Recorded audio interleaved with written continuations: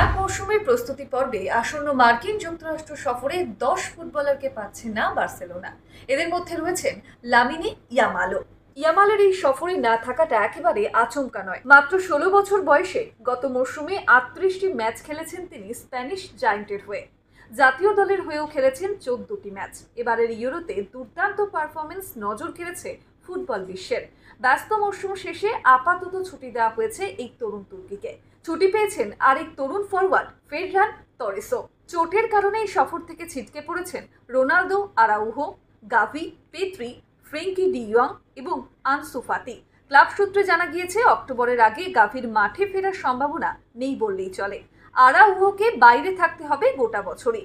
D young ফিরতে পারবে হয়তো খুব শীঘ্র। ফাতি ও পেদ্রিও কয়েক সপ্তাহের মধ্যে ফিরতে পারবেন বলেই আশা করা হচ্ছে।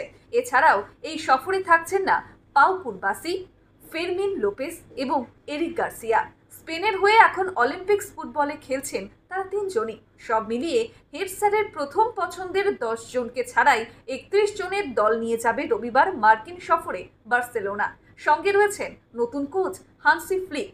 রাফিনিয়া এবং ইলকাই গিন্দোয়ান দলের সঙ্গে যোগ দেবেন আলাদা করে।